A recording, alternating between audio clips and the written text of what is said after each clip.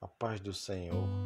1 Tessalonicenses capítulo 4, versículo 14 a 18, está escrito: Porque se cremos que Jesus morreu e ressuscitou, assim também aos que em Jesus dormem, Deus os tornará a trazer com ele.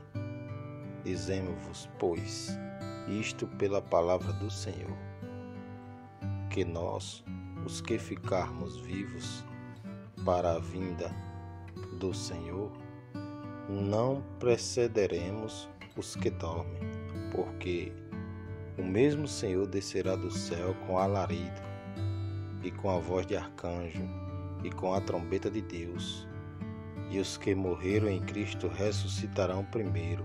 Depois nós, os que ficarmos vivos, seremos arrebatados juntamente com eles nas nuvens, a encontrar o Senhor nos ares, e assim estaremos sempre com o Senhor.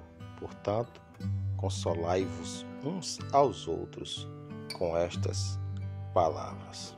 Nesta passagem, Paulo oferece a solução para o problema da tristeza desesperada. Na língua original, ele descreveu os crentes que morreram como tendo dormido em Jesus. Embora nos tempos do Novo Testamento dormir tenha sido uma metáfora comum para a morte, a expressão normal para a morte de um crente é dormir em Jesus ou em Cristo. Um bom exemplo disso é a expressão os mortos em Cristo. Paulo acreditava que Cristo pudesse vir enquanto ele ainda estivesse vivo, e os Tessalonicenses também. 1 Tessalonicenses, capítulo número 1 e versículo 10. Precederemos os que dormem. E óbvio que a preocupação dos Tessalonicenses era que os cristãos que haviam morrido deixassem de ver a glória associada à volta de Cristo para a igreja. Paulo responde a essa pergunta ao afirmar que, na verdade, aqueles que estavam mortos iriam antes dos que vivem na terra. Acompanhando a descida de Cristo do céu estará a voz de um arcanjo, talvez Miguel, que é descrito como o líder do exército de Deus. Daniel 10, verso 13 e 21, Judas 9, Apocalipse 12, versos 7 a 9. O outro anjo mencionado nas Escrituras é Gabriel, que recebe um papel importante como mensageiro de Deus. Daniel 8, 16, 9 e 21. Lucas 1, 19 e 26. A voz do arcanjo será de um triunfo por causa da grande vitória na volta de Cristo, chegando ao clímax de milhares de anos de conflito espiritual com Satanás. O último sinal será a trombeta de Deus, os três elementos que consistem no alarido do próprio Senhor, na voz de um arcanjo e na trombeta de Deus. Talvez sejam eventos distintos, ocorrendo em rápida sequência. A ressurreição é uma doutrina central da fé cristã, incluindo a ressurreição de Cristo e, por fim, a ressurreição de todas as pessoas. A resposta à pergunta sobre como os mortos podem ressuscitar quando o corpo deles estiver totalmente deteriorado não é um problema para o Deus sobrenatural que criou o mundo e tudo o que nele há.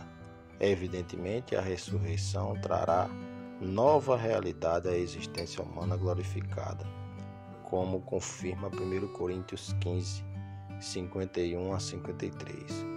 O corpo ressurreto dos cristãos será semelhante ao de Cristo ressurreto, 1 João 3,2, incorruptível e imortal. Lucas 24, 39 e 40. João 20, versículos 20, 25 e 27. Todos poderão ser reconhecidos como foi Cristo. Os cristãos vivos serão arrebatados com os outros cristãos nas nuvens para se encontrarem com o Senhor nos ares. É provável que nas nuvens se refiram às nuvens atmosféricas que também estarão presentes na segunda vinda. Apocalipse 1:7. Ou talvez as multidões ressurretas que são mencionadas como nuvem. Hebreus 12:1. Na Bíblia, o Senhor muitas vezes é acompanhado de nuvens manifestando sua glória. Salmo 68:4 e Salmo 97:2.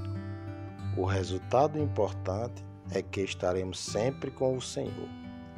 A maravilhosa verdade descrita nos versículos 13 a 17 deve ser um consolo para os tessalonicenses e para todos os cristãos. Eles se enganaram a pensar que somente aqueles que estivessem vivos no momento da volta de Cristo testemunhariam a glória desse retorno triunfal e participariam dela. O fato é que os cristãos que morreram ressuscitarão primeiro e assim irão ao encontro de Cristo nos céus, antes dos vivos. Observe que Paulo espera uma resposta prática e imediata para esse grande ensino doutrinário acerca da segunda vinda. Os tessalonicenses deveriam lembrar uns aos outros dessa verdade como uma fonte de consolo diante da morte. A frase está no presente, indicando que pensar a cada dia que o Senhor pode voltar a qualquer momento deve ser um constante consolo para nós, porque todos os dias alguém morre em Cristo.